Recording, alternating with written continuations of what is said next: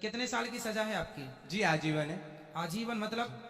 जी आजीवन गीता जी में लिखा हुआ है कि जो भी आप कार्य करते हैं, जो भी आप कर्म करते हैं, वो सब मेरी आज्ञा से करते हैं। ठीक है। तो जो हमने कार्य यानी जो कर्म किए हैं, जिस कर्म की सजा हमें यहाँ मिल रही है, हाँ। वो हमारे द्वारा हुए हैं या परमात्मा के द्वारा हुए हैं?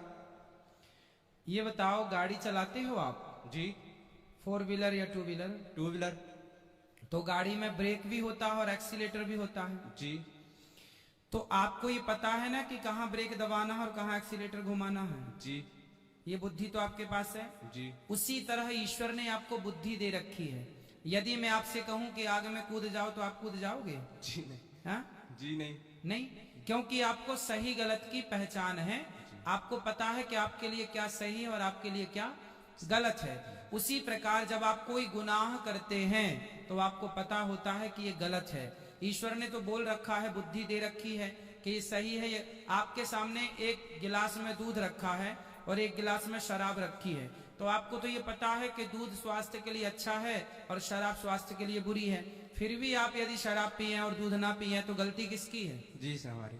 हाँ, तो जब आप गुनाह करते हैं तो आपको पता होता है ना कि आप ये गलत कर रहे हैं। जी। तो जब पता है कि ये गलत कर रहे हैं तो क्यों गलत किया? जब किया है आपने जानकर, तो फिर दंड के भागीदार आप ही हैं, भगवान थोड़ी हैं। भगवान ने तो सबको बुद्धि दे रखी है, सबको अक्ल है कि आपको ब्रेक दबाना है कि एक्सीलेटर दबाना है, कहाँ क्रोध करें कहाँ ना करें, कहाँ किससे क्या व्यवहार करें। इसलिए हमारे गुनाहों का जिम्मेदार हम ही हैं, हमारे पाप के जिम्मेदार हम ही हैं, भगवान जिम्मेदार नहीं है। भगवान ने हमें बुद्धिमान बनाया है कि नहीं? जी। समझ दी है कि नहीं? जी। तो फिर आपने उस समझ का, आपने कौन सा गुनाह किया जी। जेल आ गए? जी 76 में उस। तो बताइए, क्या भगवान ने बोला था कि ये काम करो? जी नहीं। तो आपने अपनी बुद्धि से किया। जी। जब किया तो उसका दंड आपको ही मिलेगा। इसमें भगवान अपराधी थोड़ी है। जी। भगवान की मर्जी के बिना पत्ता नहीं हिलता, ये बात सही है। सही है। लेकिन भगवान ने कुछ जगह पर आपको स्वतंत्र कर रखा है, कुछ डिसीजन आपको ही लेने होते हैं आपके लिए कि क्या आपके लिए सही है और क्या आपके लिए गलत है। तो आपने किसी के साथ गलत किया, रावण ने सीता माँ का हरण किया, गलत किया ना, सजा मिली ना। इसलिए कोई भी गलत करेगा उसे सजा मिलेगी। ईश्वर का काम है हर व्यक्ति के पाप और पुण्य का न्याय देना। आपने गलत किया है, आप भोगिए, आपने सही किया है, आप इस सही का परिणाम लीजिए।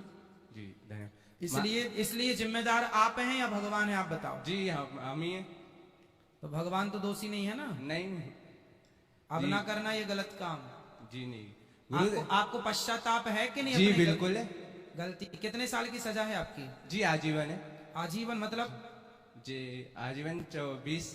20। आजीवन मतलब 20 साल। जी। अभी कितने साल हो गए? 2.5 साल हो गए। अभी 2.5 साल ही हुआ है। ठीक है जी। मेरा दूसरा क्वेश्चन ये है कि परमात्मा की पूजा का सर्वश्रेष्ठ तरीका कौन सा है? ध्यान। आप कहीं भी बैठ जाइए, मैं एक दिन आपको सभी बंदी भाइयों को ध्यान मेडिटेशन सिखाऊंगा, कैसे ध्यान करना चाहिए। शरीर कहीं भी हो फर्क नहीं पड़ता। आप जैसे जेल के भीतर भी हैं, तो आप शरीर से तो जेल में है, पर मन से आप ऐसा भाव बनाओ कि आप गिरिराज जी की परिक्रमा लगा रहे हैं, आप बिहारी जी का दर्शन कर रहे हैं, आप जगन्नाथ जी का दर्शन कर रहे हैं, आप गंगा नहा रहे हैं। शरीर तो जेल के अंदर है, पर मन तो कहीं भी हो सकता है ना। तो मन से आप रोज चारों धाम की यात्रा करो, रोज मन से भगवान का ध्यान करो। मैं रोज आपको एक दिन कराऊंगा ध्यान, तो उस तरह से आप लोग किया करिए। सबसे श्रेष्ठ पूजा है भगवान का ध्यान। आप कहीं भी हैं, मन भगवान के चरणों में है। जी धन्यवाद। जी।